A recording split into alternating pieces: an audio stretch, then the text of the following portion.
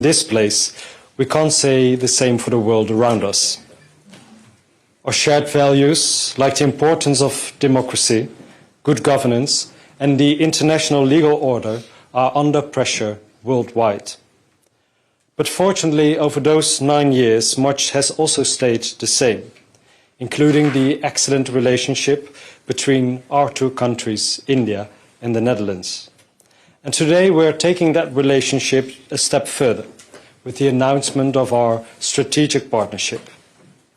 A great milestone building on the trade agreement between the European Union and India, and it will enable our countries to work together even more closely across a wide range of areas.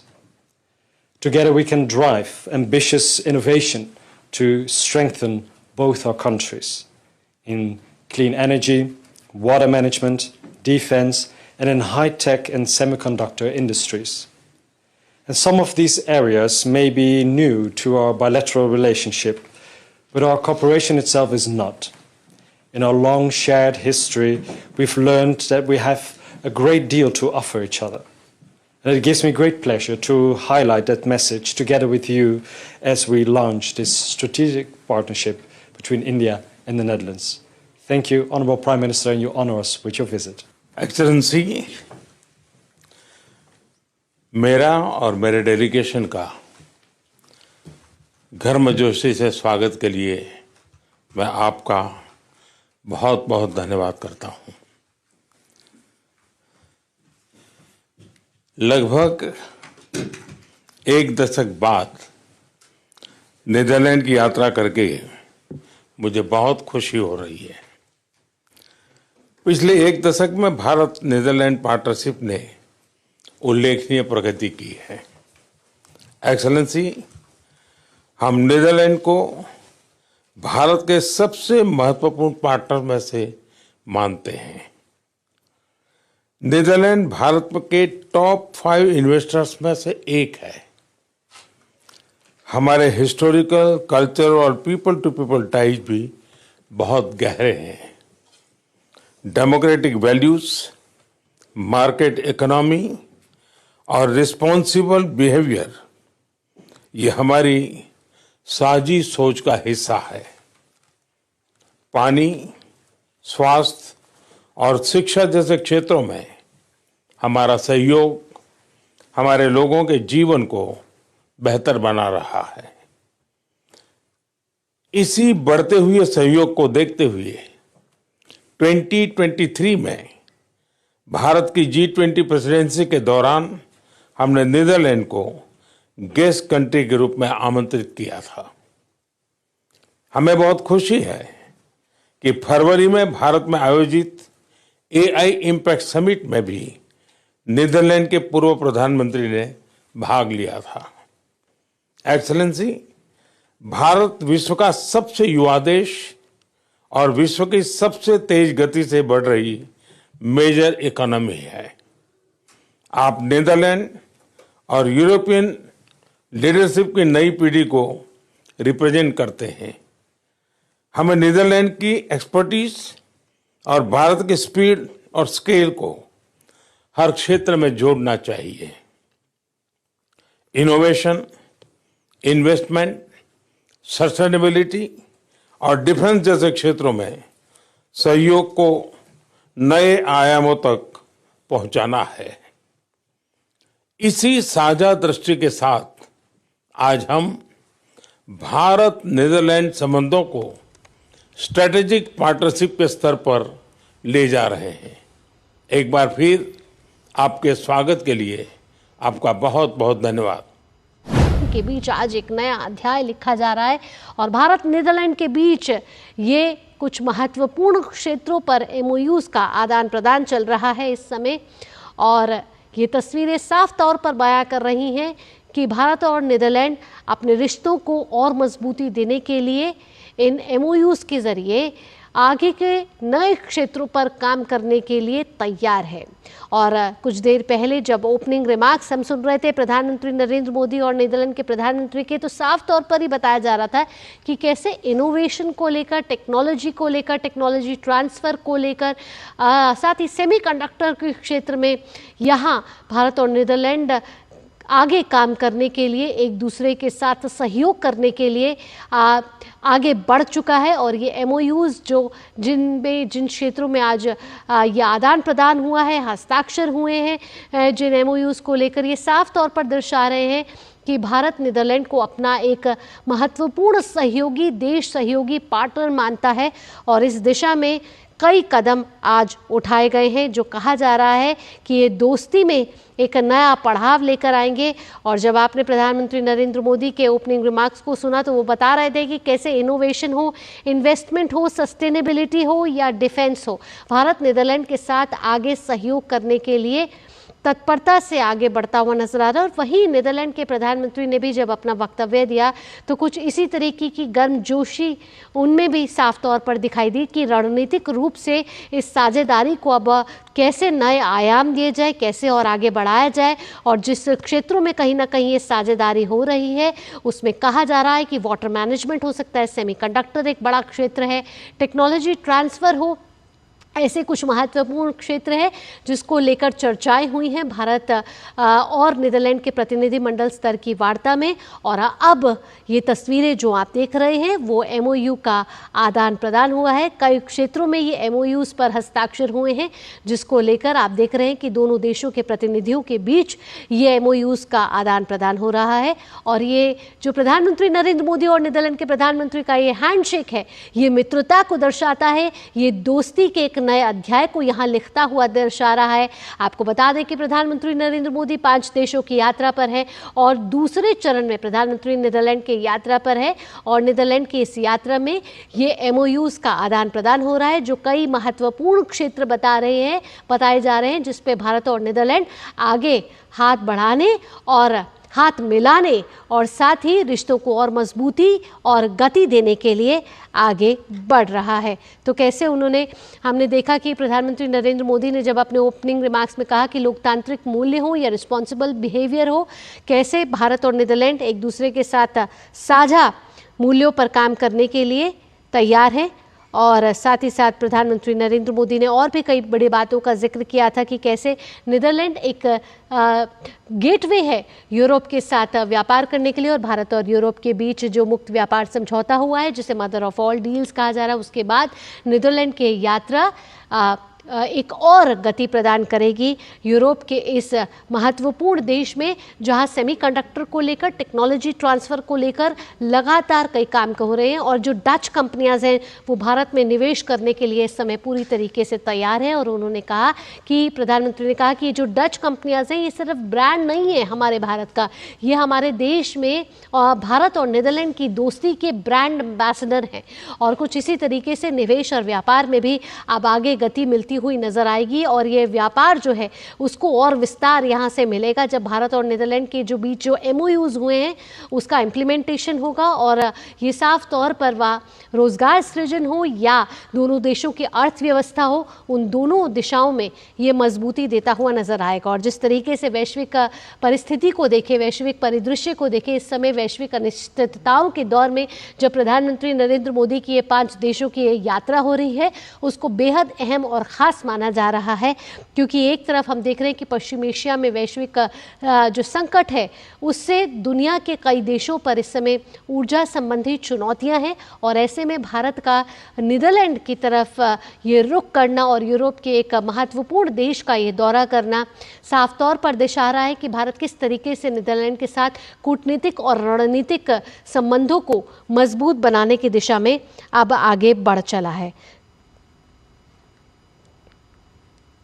ये Tata company ASML और टाटा के बीच समझौता ज्ञापन पर हस्ताक्षर हुए हैं। Semiconductor के क्षेत्र में बेहद महत्वपूर्ण समझौता ये कहा जा रहा है। ASML और भारत की कंपनी टाटा के बीच में महत्वपूर्ण समझौता ज्ञापन है, इस पर हस्ताक्षर हुए हैं प्रधानमंत्री नरेंद्र मोदी और नीदरलैंड के प्रधानमंत्री की मौजूदगी में।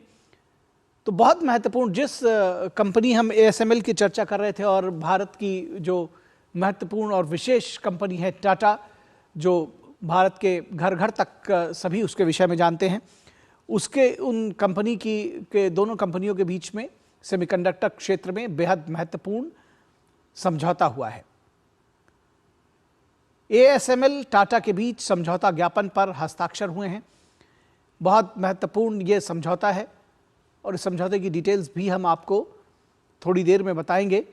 लेकिन सेमीकंडक्टर के क्षेत्र में जिस तरह से भारत और नीदरलैंड के बीच सहयोग की बात कही जा रही थी इस दौरे के शुरुआत में ही, और ये कहा जा रहा था कि ASML की एक महत्वपूर्ण भूमिका होगी, भारतीय कंपनियों के साथ टाई अप किया जा सकता है, वो टाई अप सामने आ रहा है। टाटा के साथ में ये टाई अप सामने आया है और समझौता ज्ञापन पर हस्ताक्षर हुए हैं, मेमोरेंडम ऑफ अंडरस्टैंडिंग पर हस्ताक्षर हुए हैं। और दोनों प्रधानमंत्रियों की मौजूदगी इसके महत्व को दर्शाती है।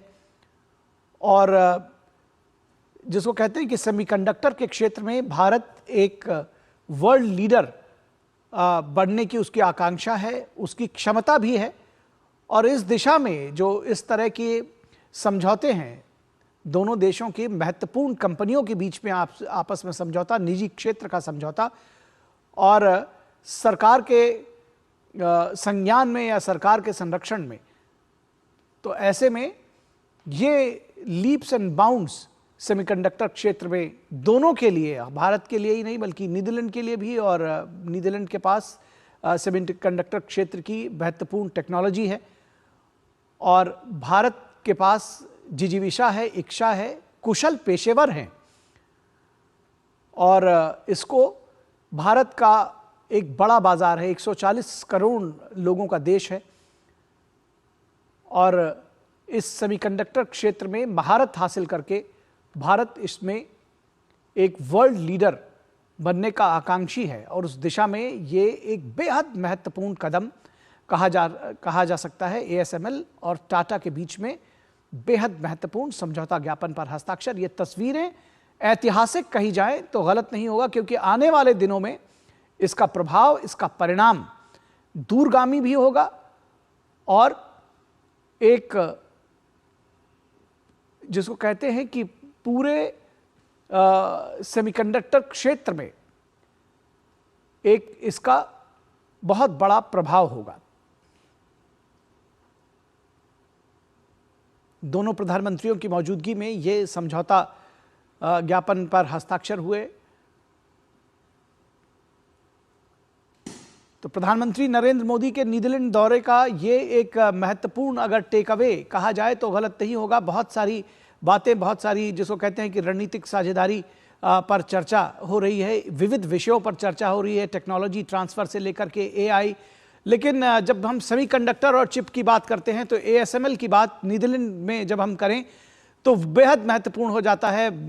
जो सबसे अग्रणी टेक्नोलॉजी है सेमीकंडक्टर की वो ASML के पास है और टाटा के साथ में उसने, भारतीय कंपनी टाटा के साथ में ये समझौता हुआ है। और ये समझौता सेमीकंडक्टर क्षेत्र में भारत के बढ़ते कदम का एक परिचायक भी होगा और आने वाले दिनों में इसके दूरगामी परिणाम मिलेंगे। जो भारत की आकांक्षा है, इच्छा है, जो भारत का स्वप्न है, और उस दिशा में अगर ये कहा जाए कि एक महत्वपूर्ण कदम है तो गलत नहीं होगा।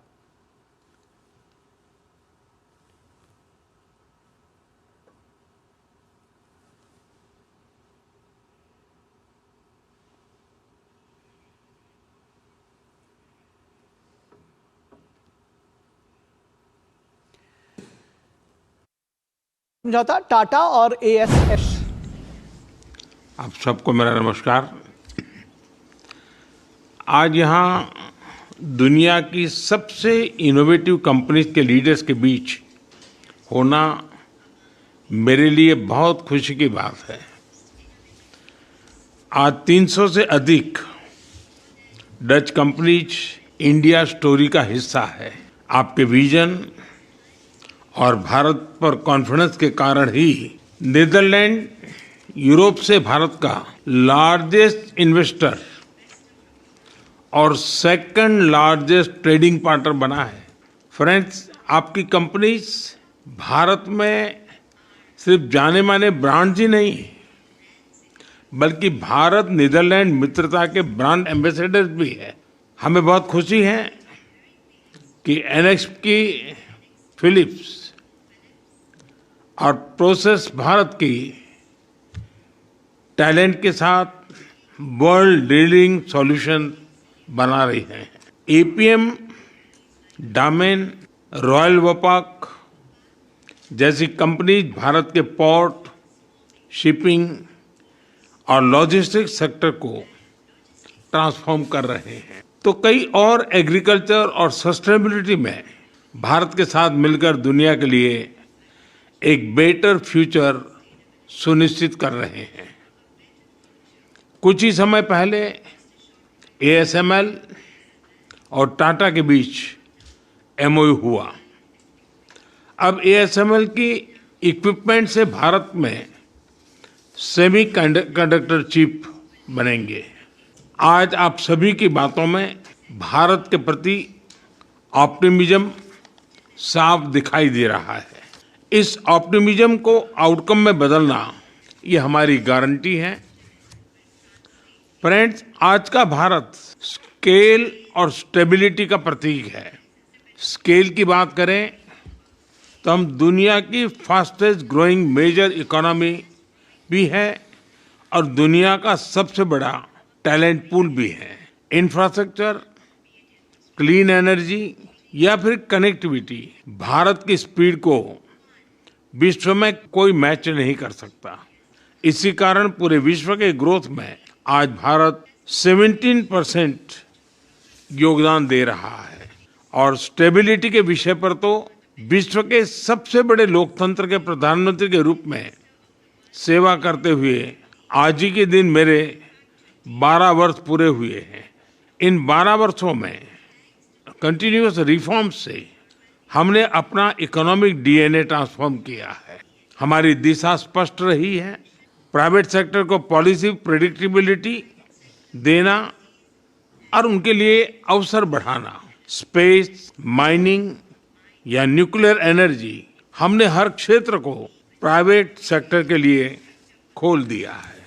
हम कंप्लायंसेस लगातार कम कर रहे हैं और ईज ऑफ डूइंग बिजनेस बढ़ा रहे हैं। हाल ही में हमने टैक्सेशन, लेबर कोड और गवर्नेंस जैसे विषयों में नेक्स्ट जनरेशन रिफॉर्म्स किए हैं।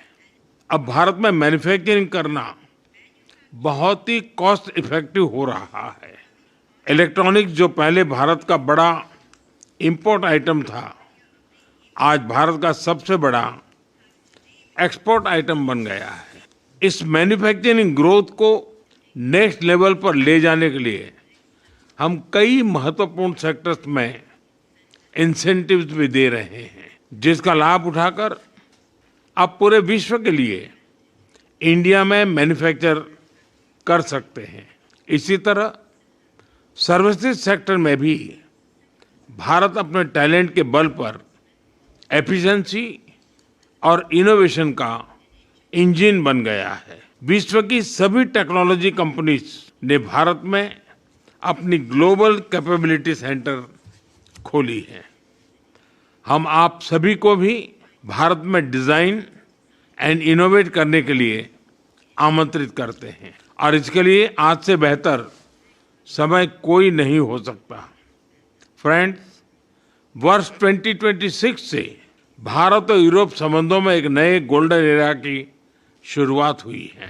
इस वर्ष हमने ऐतिहासिक India European union free trade agreement किया है। विश्व की दो सबसे बड़ी लोकतांत्रिक और जिम्मेदार शक्तियों के बीच हुआ यह एग्रीमेंट शेयर्ड प्रॉस्पेरिटी का मजबूत आधार बनेगा।